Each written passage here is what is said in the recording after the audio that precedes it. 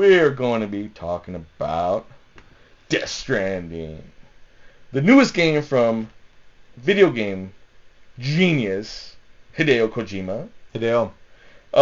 I've been waiting for this game for a very, very long time. Like, ever since Kojima left Konami. Yep. We've talked about even you guys can go back on the podcast episodes. We've talked about it when it happened, when stuff started, coming out, and now finally he's had his own game. He has his own studio. His game, his I guess semi masterpiece, you could say, is out, and I pre-ordered it. Like we said on the last episode, I was talking about it, that I pre-ordered this game a while back, and I was waiting for it. And my hopes and expectations were like up here because he made Metal Gear. Metal Gear was like our baby. Yeah. Like for many years. I'm serious. Like our baby. Birthed it out. Okay, you take it too far now. We just birthed it out. Just a little Metal Gear But us as friends, even with David, the other David, we've had a lot of memories with Metal Gear. So Hideo Kojima has a big, big spot in my heart. So anything that he does, I'm like, there for day one. Yeah. So I was waiting for this, popped it in, and there was an update, and all that. So I'm like, okay, cool. Typically that's kind of what happens with these games, with bigger games. Sometimes there's a day one update. Day one patch, and this one's about like 30 gigs, and I was like, okay. I'm like, all right, well, that's kind of heavy. That's kind of heavy for gameplay. That's real heavy. Yeah. Man. I got like 6 games in mind right now that would cover this 30. Dude, maybe more. Hey, WWE 2K20 had 38 gig patch. Why? It's just people. No, don't ask why. We don't talk about WWE 2K20 anymore. but I mean, like I said, I was very, amped up for this game. Yeah.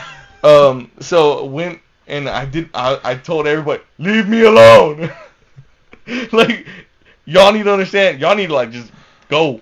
Y'all go the somewhere came else. out and everything. Like, y'all, we got Disney Plus. Go watch it. Go. Leave me alone. Literally, I was like, y'all leave me alone while I play my stories. Yeah. While I watch my stories. I'm watching my I'm watching my stories. Go get me another Red Bull. Come on, man. So I popped in the game, and finally it came up, and I played it, and it was a little different. Like, it was a little weird. I hadn't experienced anything like this before, and I was, again, expectations up here. Yeah. I was thinking Metal Gear. Like the controls and things like that. So it didn't entirely go that way, but it wasn't entirely that much different than Metal Gear as well. The controls were weird. Like, I'll say that. Was the movement of the character more stiff? It felt a lot like Metal Gear Solid 5. The Phantom Pain. Like, movement-wise and maneuver-wise and things like that. Because he moved pretty cool. Yeah. So I was like, okay, cool. Awesome. But getting to understand the buttons and what you had to do in the aspects of gameplay were, like, that was a good, 45 minutes. Would you before say I really got comfortable? Would you say that now that the games that are coming out, the newer games and stuff like that, the things that we expect like these characters and stuff to do, be more complicated? Yes and no. Yeah. Like at some point you do want some new stuff. You want a new aspect to gameplay. You do. And that's kind of what this kind of gave. But again, my expectation was like, oh, it's gonna be like the old thing. Yeah. So that's on me. That's my fault. I think it's just what we expect all the time. Yeah. What we want. And Kojima's giving something new that you've never really played before, and immediately as the game started, like the story, there was a big cutscene. Kojima's famous for his cutscenes. You're gonna sit there. And Metal Gear Solid 4 has like one of the longest cutscenes ever at the end. Apparently this one has one of the, like, beats out Metal Gear Solid 4. Oh god. Yeah. It was, again, towards the end. Yeah. I haven't gotten that far yet. I'm like maybe a fourth into the game, dude. Right? And I played it for about 30 plus hours, something like that. So anyway, so it took me a bit to really get a grasp on what to do and how to go about it. But as soon as the game started, there was a cutscene. I got the aspect. I knew what he was trying to do. Kojima is a creator, is a game creator that always has a message with his games. And that goes through everything he's done. Yeah. Right? He paints like a perfect, picture for you. And a lot of it is shockingly, like, as long as it takes for him to make a game, when it comes out and you're playing it, it feels like what's going on, like, right now. It's so relevant. Right? Very. Like, it's scary. And this one was literally like, I got the message loud and clear. Like, this is a game about connecting, about making bridges, connecting people together. Yeah. Because America is broken. And in the game, literally, America is broken. Like, everybody's, like, separated. Yeah. And it's all coming together despite our differences, despite, what's going on with each other and things like that. We need to come together. Yeah. And that's the big message in this whole game. And I'm seeing reviews online, and people are like, I don't get it. I don't understand what's happening right now. Like, this is a weird game. And I my first thing that I would say to somebody that hasn't played this game was, this game's probably not going to be for everybody. Oh, yeah. You have to, like, really understand and appreciate what he does as a creator to really get this overall story. Yeah. Because those games weren't really like sneaking games and Yes. stuff. So that was not my thing, man. Yeah. And I'd watch you guys play that stuff, and Well, I was you like, see, I don't know, man. You just go in there and shoot somebody. Exactly. You see, you were used to the whole run and gun, kind of scenario. Well, yeah. Well, obviously, obviously, and I'm, with me, I guess, being more into movies, I appreciated more the cinematic look, the more storytelling look of a game. And that's what he does, like, right off the bat. See, but you grew to appreciate that aspect. Yeah. Also over the years. It took me a while, but yeah. And that part of it, the whole sneaking around, you kind of got used to, and you went into it. See, guys, if I can do it, you can do it. It's more about being, like, open. Yeah. Because it always blew my mind, like, why did y'all like that type of version of a game? I just like, come on, man. I was like, just play WrestleMania 2000. Let's just go fight. We did a lot of that, though. But, like, they would break and they would play these games, and I was like, man, I just don't get it, because it was a good change. And it just took me a minute, man. It just took me a minute to figure it out and everything. And it took my time, and I did, and I enjoyed the hell out of it. I really like it. Like, what would be, like, in this game? What's like a bad guy? Like, what would they call? And that's what I'm getting to. Well, they're called BTs. BTs. Yeah. They don't, like, I'm still kind of in the dark with what they are exactly. Yeah. There's still a lot more that I need to play, but what I've experienced so far was, first, it was frustration. I'm not going to lie.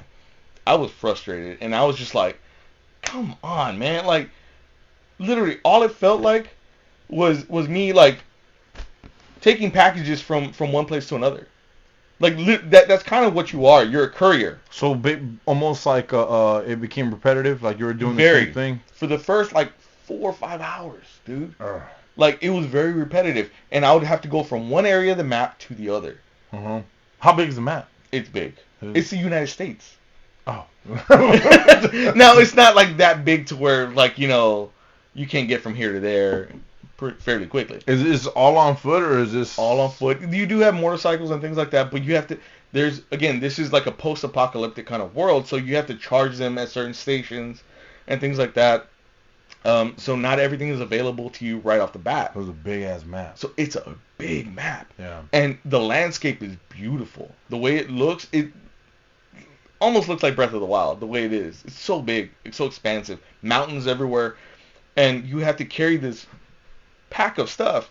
And the realism of it is so intense where if you're off balance, you start going this way. So you have to balance yourself this way. Like, it sounds crazy. Yeah.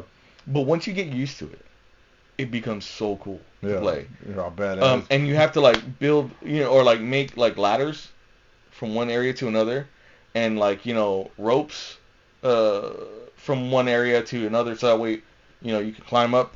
But the thing that I guess that I didn't realize right off the bat was that it logs you in online immediately. Really? And whatever you put down is available for everybody else to play. Oh, no way. So again, connecting. Okay. Connecting each other, connecting people together in order to complete tasks. Okay. That's pretty cool. And I like that. I like that so much because another friend of ours, Sixto, he would Dark Souls. I could be wrong, and you guys are probably gonna get mad at me. Maybe it's probably a different game, but I think it's that mad one. At you. But I know you can leave messages like the online version if you're playing online. For instance, if you're running into you run into this cave or something like that, or you run in, I don't know, somewhere, but you run into a bad guy or something, but real quick, or you see them, you can write. I don't know how. Certain messages. You can leave a message, and if that person logs in and comes across that, they're gonna see like a holographic version of you. It's kind of like that. It's telling them it is kind of like that. A troll ahead or something like that. That was so. It is very similar to that. Cool. Because what was it? I came across because like I said, first like 5-6 hours of it was very like, oh my god, like this is daunting. Yeah. Like I started getting frustrated to the point where like, do I really want to keep playing this game? Damn. And then no, and then David's leaving me like kind of like. I asked him. He was like, hey, let's talk about it. But he was like, yeah, I didn't want to talk about it like in between us. Yeah, and I'm thinking because it is pretty big to me. Like is it bombing? And I didn't want to give you that intention either. But then you have characters like this that pop up. Oh man! After a couple of hours, I'm like, this was good. Oh my god! And I'm like, holy crap! Is that a mask? So cool. Yeah. That's cool. And I'm like, that was so cool. I'm like, okay, now we're getting somewhere. Yeah. Come on. And then, there's big monsters that come out, and I'm like, all right, we're getting somewhere now. So it got really exciting. And I was like, this is what I want. This is what I was waiting for. I think he was trying to get everybody used to the gameplay dynamic of it first. Work up. Yeah. Working you up to the big... What is your weapon? Exactly. Oh, what is the weapon? Yes. Oh. Is it the thing on his arm? On his shoulder? No. It's going to sound funny. It's your pee and your poop.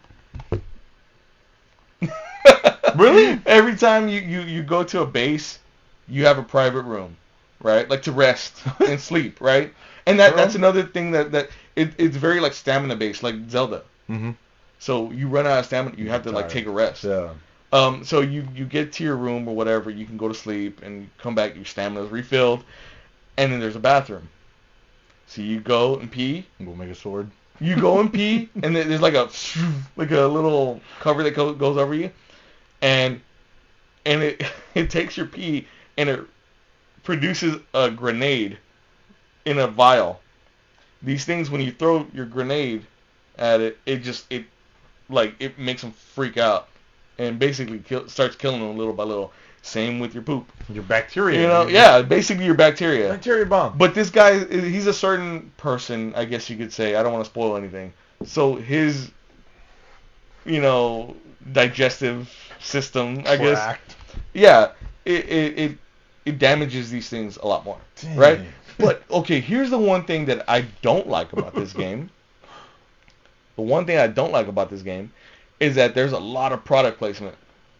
Really? When you go back to your room, mm-hmm. you sit down or whatever, you look over to your right, and there's like Monster Energy drinks. Oh, really? Yeah, and I was like, if you drink the Monster, it replenishes your stamina. I was like, no, man, come on, Hideo. What was the last game you played that had? Oh my God, I can't remember, man. I don't know. Spider-Man game, maybe? Maybe Spider-Man or like Tony Hawk used to have Tony a lot Hawk, of yeah. that. Tony Hawk Hawk had a lot of that. That was a long time ago. And then Slim Jims, and then whenever like you go take a crap, the thing goes across and it says AMC Ride with Norman Reedus. His show. Oh no His way. show on AMC. There's like a big old banner. I'm like, and he goes blah, blah, blah, blah, blah, blah, like to cover up the yeah. So I'm like, no, man. I'm like, oh, man, that's... when stuff like that happens, it takes you out of the game completely. Yeah. It's like, okay, I'm no longer in this world anymore. That's what it's come to. And I'm like, dang, man, like you were almost like perfect, 100% for me. Those are the things that I didn't like, but otherwise, it's a great game. Like it's really cool. I think if people give it the time and the effort, I think they'll be like very satisfied with the story. I still have a lot more to play, mind you, but it's still really cool and really worth the buy. I really want to know, like, to be honest with you, I want to know what the ending. I'm not gonna look it up. I've been tempted because I'm hearing like how long the game is, and I'm like, should I? And I'm like, no. How long do they? It's like 60 plus hours or something like that. Ooh. And I'm like, I don't know. I'll talk to you guys like in 4 months whenever I'm done with it. As busy as my schedule is. The games are getting long, dude. Yeah, they are. I'm telling you, the one I'm playing is long. But I mean, and I think that's cool. But jeez, it is really cool because it makes it worth it. Like you're paying $60 for a game and you get to play it for like a really really long time. Yeah. So that's really cool. I like that aspect of it. But in some cases, yes, it's like the story has to be really really good. If you want me to keep going with it, you know what I mean? Oh, hell yeah. And you don't want me to drop off. So that's the hard part as well.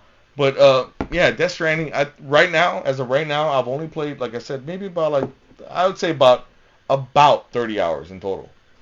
And a lot of it was figuring out what's going on. Yeah. And I give it right now at least like an 8.5 out of 10. Yeah. 8.5 out of 10.